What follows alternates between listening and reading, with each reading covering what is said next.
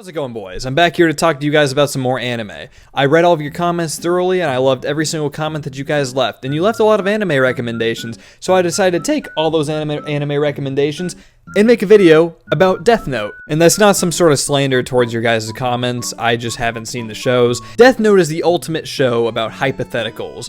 A student gone mass serial killer, gone god, and an autistic detective. Who would win? But Death Note has become one of the more popular animes of all time, and this is due to multiple things. It's extremely popular in Japan and America, so there you go. It's obviously anime, I don't know where I was going with, but it's also one of the few anime that's able to bridge the gap between those who don't watch anime and those who do. I don't like being one of those people who, like, alienates the two, and I don't even know if that's the correct usage of that word, but I guess segregates. And of course, there's multiple things you can focus on Death Note. I literally saw a guy upload a 10-hour video essay about Death Note, breaking down everything, and I watched a solid, 5 minutes. But there's one big part of it that I think is really the driving force behind the entire show. The opening 25 episodes, or kind of the first arc, if you will. L versus Light is one of the greatest arcs of all time. Roll the video. If you're a fan of anime, I'm going to assume that you already know what Death Note is, and has probably watched it too, since it's just a wildly popular show. But for all of you who haven't seen the show, or maybe are just getting into anime, I'll just explain the premise really quick. College student slash genius Light Yagami one day comes into possession of an otherworldly notebook that has a very special power. It can kill somebody just by writing someone's name down and picturing them in their head. And Light Yagami takes it home and contemplates whether he should use it. He ends up using it and ends up using it more and more and more, and determines that he's going to be the savior for the world and be basically the justice over everyone, killing criminals who he thinks deserve to die. On the other hand, we have L, a crazy detective. Like, this guy's insane. He barely even shows his face, and in fact, he has never showed his face. In this case, is the only one that's ever brought him out in person. L is the smartest man on Earth. He has a crazy IQ level and has solved the world's greatest cases, and it's up to him and the police task force of Japan to hunt down Light and try to stop him before he just goes mad and kills everybody. Kinda, I guess. I'm not too great at giving premises, but that's basically the whole thing. And one of the reasons why people love Death Note so much is that first arc. What makes Death Note the most edge-of-your-seat anime you've ever seen? Number one, you got Light Yagami. Light Yagami is one of the greatest protagonists of all time. And yes, I said protagonist. Guys, for everyone out there who calls Light Yagami an antagonist, doesn't know what they're talking about. And I don't need to be super critical or critiquey and nerdy about anime and character stuff, but guys, this is your protagonist. He is the driving force of the story. He is the story. He is the focus. This is the antagonist, L, because he's trying to stop the protagonist. Guys, this is like basic level. I feel like I don't even need to go into this. I don't know if I've ever seen more people divided on one anime character on if they're a villain or not. Actually, scratch that. But why do people like Light Yagami so much? Like, what makes him so cool? Light's kind of smooth with the ladies. Because I'm Kira.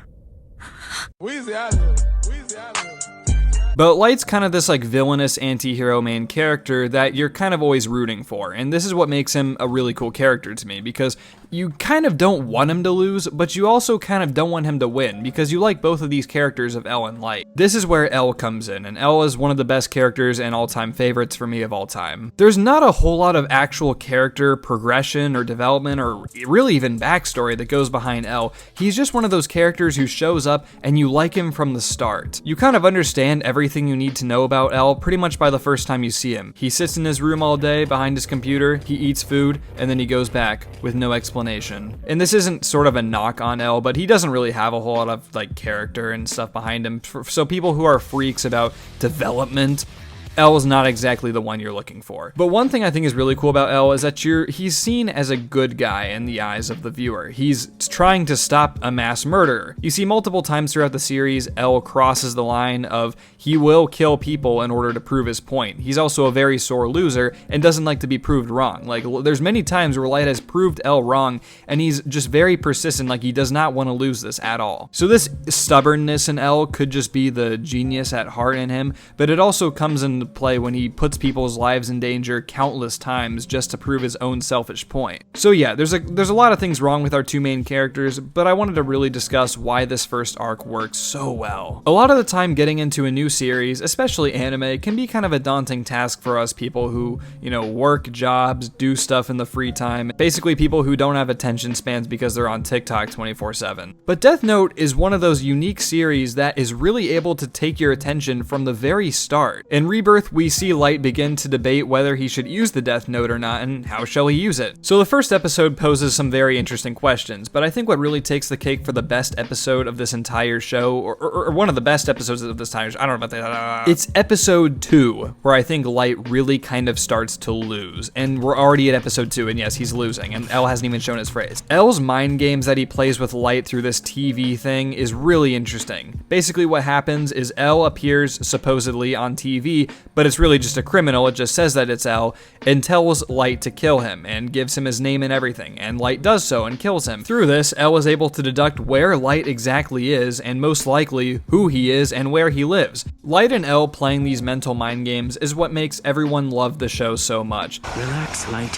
While it's true that Kira hates losing, it's also true that most people would rather win than lose. It's human nature. To win, I suppose I could just lose on purpose, but if I do, it could work against me. You'll assume that I'm preparing to take a step closer, laying the groundwork to get to know you better. L was established as the unstoppable genius detective early on, and it only really takes a few episodes to get to know the two characters well. And it's really rare that you see a character so entertaining to just look at and hear them talk. Half the first part of this show is literally just spent inside each character's head, and it's mad entertaining. All they do is talk, and L rubs his feet. What are you doing? And it's also kind of interesting because Death Note never really cuts corners when it comes to how characters figure things out. It's not just like, bro, Light is Kira. Like, no, you never get that kind of thing. It's just L shows his thought process, and it always logically makes sense. L finally comes out and shows himself to the police force, and they kind of start working against Kira here. And here's where some of the more interesting episodes come into play, in my opinion. The episodes where Light goes against the FBI agent and ends up killing him, and then in turn kind of exposing himself, because then he naturally becomes a suspect of L's, and L really is on to Light from the very start. I suspect that you, Light Yagami, are in fact Kira. He sees him as this natural genius and is like, there's no way this guy, there is a way that this guy could be Kira, but he doesn't want to say it because he doesn't know 100% for it to be a fact. But these episodes really go hard, and then it kind of cuts into Light joining the task force eventually. And then he plays one of the greatest mind tricks on L of all time, and in my opinion, a very controversial one. So he does this cool trick and stuff where he removes himself from possession of the Death Note, which makes him lose his memories, which therefore makes him able to be interrogated by L,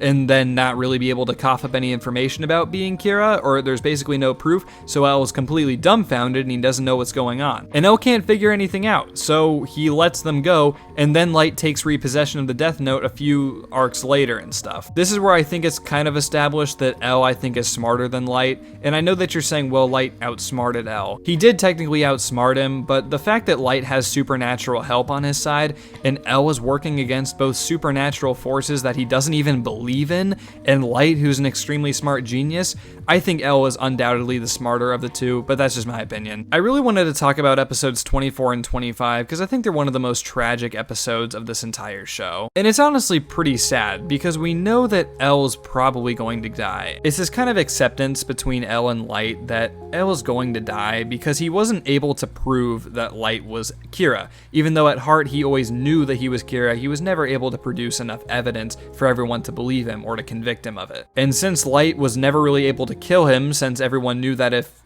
L died, it was automatically Light, he wasn't able to really do this. And it's until episode 25 that Light's finally able to make his move and finally kill L. And his death is genuinely one of the saddest points of the entire show, and in general, a huge turning point, because then we get into the last arc, which I'm not going to cover, but in general, I do think the second arc of the show is definitely a dip down in quality and story, but that's only because of L's passing. And you guys need to realize that Mello and Nier are actually solid characters, they're just overshadowed enamored by L's greatness. Overall, if you like Death Note, that's cool, because I think the first part of the show's amazing. It's a 10 out of 10, and I don't know if I've explained too well why I think it's a 10 out of 10.